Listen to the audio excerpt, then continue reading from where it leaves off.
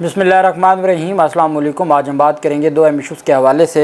शहबाज शरीफ हुकूमत ने घुटने टेक दिए हैं अली अमीन गंडापुर की हुकूमत के सामने। आज ऐसा क्या हुआ कि जो पाकिस्तान की तारीख़ में पहली दफ़ा हुआ है और वो सूबा खैबर पख्तूनख्वा की जो PTI की हुकूमत है उसकी जानिब से पहले वफाक से भी पहले बजट पेश कर दिया गया और उस पर फिर बहुत ज़्यादा तनकीद भी हुई और प्रेस कॉन्फ्रेंस भी हुई और सारा कुछ हुआ।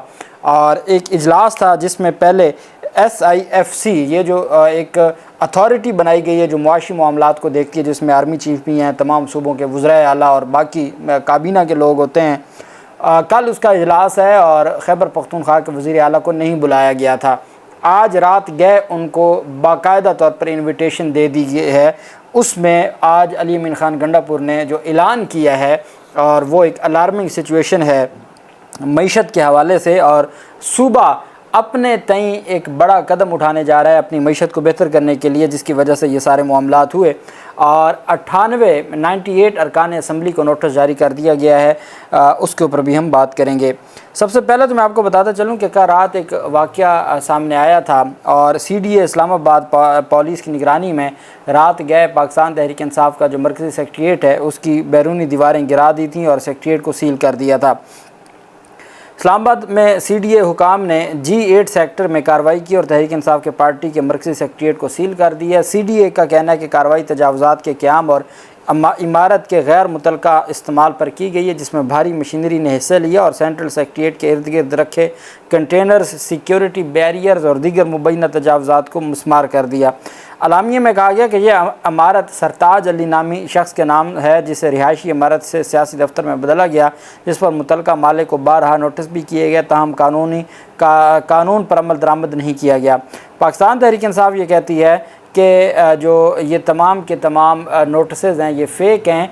2020 में पाकिस्तान तहरीक इंसाफ कहती है कि हम ये ख़रीद चुके हैं और ये सिर्फ़ और सिर्फ इस वजह से किया गया है कि पाकिस्तान तहरीक इंसाफ के ख़िलाफ़ जो कार्रवाइयाँ हैं इंतकामी कार्रवाइयाँ, उसमें फिर पाकिस्तान तहरीक इंसाफ के फार्म 45 के मुताबिक जो कामयाब उम्मीदवार हैं NA 46 से आमिर मसूद मुग़ल, उनको भी गिरफ़्तार कर लिया गया है और गिरफ़्तारी के बाद रात को गिरफ़्तार किया, दहशतगर्दी का मुकदमा दर्ज कर दिया और आज जज अबुल हसनात ज़ुल्करनैन साहब जो कि इंसदाद दहशतगर्दी अदालत के जज हैं उनकी अदालत में पेश किया जिस्मानी रिमांड के लिए। जज अबुल हसनात ज़ुल्करनैन साहब, पहले आपको याद होगा कि अबुल हसनात ज़ुल्करनैन साहब के ख़िलाफ़ जो ज़ाब्ते की कार्रवाई का इस्लामाबाद हाई कोर्ट में बाकायदा तौर पर जो एक सिफारिश की गई थी चीफ जस्टिस को, तो वो भी आमिर मसूद मुग़ल की ज़मानत थी, ज़मानत कबल अज़ गिरफ़्तारी, और वो जो ऑर्डर पास किया था उस ऑर्डर पर फिर इस्लामाबाद हाई कोर्ट के मियाँ गुल हसन औरंगज़ेब साहब की सरबराही में बेंच ने सिफारिश की थी इंतज़ामी एक्शन की, महकमाना एक्शन की। बहरहाल अबुल हसनात ज़ुल्करनैन साहब ने आज उनका जिस्मानी रिमांड मंजूर करने की इस्तदा मुस्तरद कर दी और उनको जेल भेज दिया।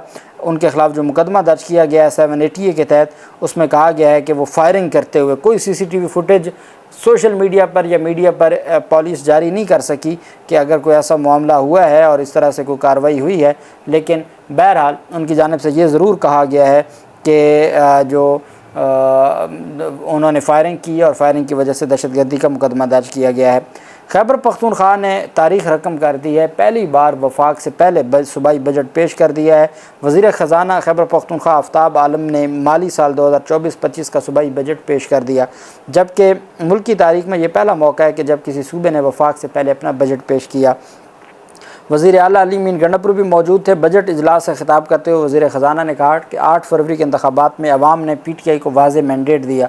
PTI हुकूमत ने खैबर पख्तूनख्वा में बेमिसाल तरक्याती काम किए हैं। तरक्याती मनसूबों में अहम सेहत इंसाफ कार्ड का इजरा है।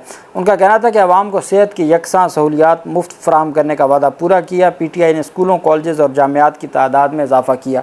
आफ्ताब आलम ने कहा कि हुकूमत के इक़दामात से गरीब तबका ज़्यादा मुस्तफ़ीद हुआ। ज़म अज़ला के अखराजात के लिए अब तक सिर्फ 123 अरब रुपये मिले। ज़म अज़ला के लिए 147 अरब रुपये के खसारे का सामना है। ज़म अज़ला का सालाना हिस्सा 262 अरब रुपये बनता है। صوبے کو ہر سال واجب الادا رقم اپنے حصے کے مقابلے میں کم ملتی ہے۔ ان کی جانب سے جو کہا کہ شادی ہالوں کے لیے فکسڈ سیلز ٹیکس ریٹ متعارف کرانے کی تجویز دی ہے اور پراپرٹی ٹیکس کی مد میں ایک بڑا ریلیف دیا ہے۔ ریسٹورانٹس انوائس مینجمنٹ سسٹم کا استعمال ہوگا۔ کارخانوں پر پراپرٹی ٹیکس 2.5 روپے فی مربع فٹ ہے۔ کارخانوں پر پراپرٹی ٹیکس 10,600 روپے فی کنال بنتا ہے۔ کارخانوں پر پراپرٹی ٹیکس کو کم کر کے 10,000 روپے فی کنال کرنے کی تجویز ہے۔ ریونیو موبلائزیشن پلان کے تحت 93.50 ارب روپے کا ہدف مقرر کیا گیا ہے اور جو تمباکو کی آمدن صوبے کے بجائے وفاق کو جا رہی ہے جو صوبے کا حق ہے، اور 18ویں ترمیم کے بعد وفاق نے تمباکو سے متعلق معاملات کو اپنے پاس رکھا ہے تو اس پر بھی ان کی جانب سے بات کی گئی۔ ساتھ بجلی کی تقسیم کار کمپنی خیبر پختونخوا نے اپنی بنانے کا اعلان کیا ہے اور ان کی جانب سے ایک بڑا پروجیکٹ بجلی کے بنانے کے حوالے سے بھی اپنا صوبائی پروجیکٹ جو ایک سامنے آیا ہے کہ وہ ایک بنائیں گے اور اس طریقے سے وہ اپنے صوبے کو خود بجلی، جو چونکہ پہلے بھی بجلی وہاں وفاق بنا کے لے جاتے جیسے آزاد کشمیر کا معاملہ ہے، تو اب انہوں نے خود ہی بجلی بنانے کے لیے بھی اور اس کی تقسیم کار کمپنی بھی صوبائی سطح پہ اپنے لیے انہوں نے بنانے کا اعلان کیا اور یہ بہت بڑی ڈیولپمنٹ ہوگی۔ علی امین خان گنڈا پور نے اپنے وزراء کی کارکردگی کے حوالے سے بھی ایک کابینہ کا اجلاس ہوا، اس میں کچھ وزراء کے اوپر اعتراض بھی کیا گیا۔ وزیر اعلیٰ نے کہا کہ وہ عمران خان سے ملاقات کرنے کے بعد وزراء کی کارکردگی اور ان کو تبدیل کرنے کا عندیہ دیا گیا، اور وزراء کی کارکردگی کے علاوہ جو وزیر اعلیٰ خیبر پختونخوا نے کہا کہ چیف سیکرٹری اور آئی جی کو 10 روز میں تبدیل نہ کیا گیا تو پلان بی پر عمل کریں گے۔ بجلی کا بٹن ہمارے ہاتھ میں ہے، تمام ایم پی اے ساتھ دیں گے۔ وزیر اعلیٰ نے تمام ایم پی ایس کو بجٹ پر اعتماد میں لیا اور انہوں نے کہا کہ ہم 10 روز میں اگر آئی جی کو اور چیف سیکرٹری کو تبدیل وفاق نے نہ کیا تو پھر ہم اپنے پلان بی کی طرف چلے جائیں گے، اور مجھے لگتا ہے کہ یہ معاملہ مزید جو ہے وہ اس میں تنوع آئے گا۔ دوسری طرف عمران خان کے خلاف آج ایک کابینہ کی سمری اور کابینہ کا ایجنڈا سامنے آیا پنجاب حکومت کا، سوشل میڈیا کے اوپر مبینہ طور پر وائرل ہوا تھا، جس میں یہ دعویٰ کیا جا رہا تھا کہ ایجنڈا میں عمران خان اور پاکستان تحریک انصاف کے لوگوں کے خلاف کارروائی ایجنڈے میں شامل تھی۔ اس کے بعد صوبائی وزیر اطلاعات عظمیٰ بخاری نے باقاعدہ پریس کانفرنس کی ہے۔ پنجاب کابینہ نے ریاستی اداروں کے خلاف نفرت انگیز بیانیاں بنانے کے الزام میں پی ٹی آئی سربراہ اور دیگر کے خلاف کارروائی کی منظوری دے دی ہے۔ عظمیٰ بخاری کا کہنا تھا کہ عمران خان کے خلاف مسلسل اداروں کے خلاف نفرت انگیز بیانیاں بنا کر شیخ مجیب الرحمان بننے کی کوشش کر رہے ہیں، ان سے مل کر باہر آنے والے بھی اسی بیانیہ کا پرچار کرتے ہیں، جس پر کابینہ نے ان کے خلاف کارروائی کا فیصلہ کیا ہے۔ وزارت اطلاعات کا کہنا ہے کہ ہمارے لیے سب سے پہلے پاکستان ہے، اگر ہم میں سے کوئی نہیں ہوگا تو کوئی فرق نہیں پڑے گا، ہوم ڈپارٹمنٹ اس ضمن میں جلد اقدامات کرے گا۔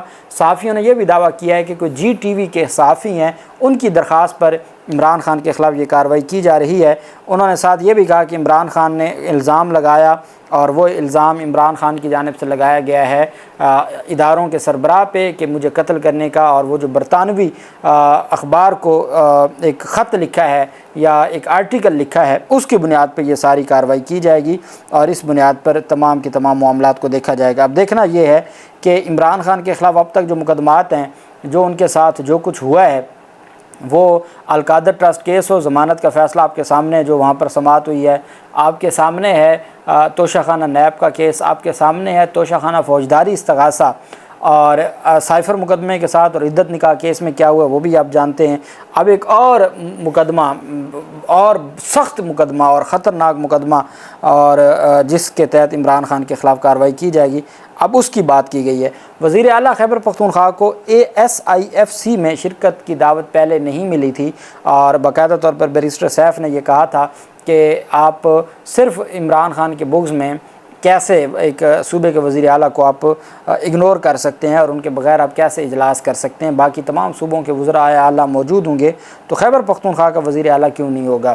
اس پر پھر آج جو بجٹ پیش کیا اور آج جو اعلانات کیے ہیں علی امین خان گنڈا پور نے، بجلی کے حوالے سے بھی، چیف سیکرٹری کے حوالے سے بھی، آئی جی کے حوالے سے بھی، تو اب رات گئے بیرسٹر سیف نے تصدیق کی ہے کہ وزیر اعلیٰ کل اجلاس میں SIFC میں شرکت کی دعوت وزیر اعلیٰ خیبر پختونخوا کو باقاعدہ طور پر موصول ہو گئی ہے۔ وزیر اعلیٰ کل اجلاس میں شرکت کر کے صوبے کی نمائندگی کریں گے۔ خیبر پختونخوا کی نمائندگی کے بغیر SIFC کا اجلاس نامکمل اور بے نتیجہ ہوتا، یہ کہنا تھا بیرسٹر سیف کا۔ इलेक्शन कमीशन ऑफ पाकिस्तान ने गोशवारे जमा ना करवाने पर 98 मेंबरान कौमी असम्बली को नोटिस जारी कर दिया है। इलेक्शन कमीशन ऑफ पाकिस्तान ने माली साल 2022-23 के गोशवारे जमा न होने पर 98 अरकान असम्बली को नोटिस जारी करते हुए 29 मई को तलब कर लिया। इलेक्शन कमीशन ने सिंध असम्बली के 26 अरकान, बलूचिस्तान असम्बली के 13 अरकान को गोशवारे जमा न करवाने पर और कौमी मुस्लिम लीग नून के साबिक अरकान कौमी असम्बली राना सनाउल्लाह, खुरम दस्तगीर, मोहसिन शाह नवाज़ रांझा, मरीम औरंगज़ेब और जावेद लतीफ़ भी इसमें शामिल हैं। तारिक बशीर चीमा हैं, अली मूसा गिरानी हैं और पाकिस्तान तहरीक इंसाफ के जो सूबाई सदर हैं यार मोहम्मद रिंद, उनको भी नोटिस जारी किया गया है और इलेक्शन कमीशन 29 मई को मज़कूरा अरकान असम्बली को जारी नोटिस पर समाअत करेगा। गोशवारे जमा ना करवाने पर 98 अरकान असम्बली को नोटिस जारी कर दिए हैं। उसमें मुस्लिम लीग नून की सीनियर क़यादत भी मौजूद है। अब देखना यह है कि इस पर इलेक्शन कमीशन क्या आगे कार्रवाई करता है। अल्लाह पाक पाकिस्तान का हमें नासिर हो।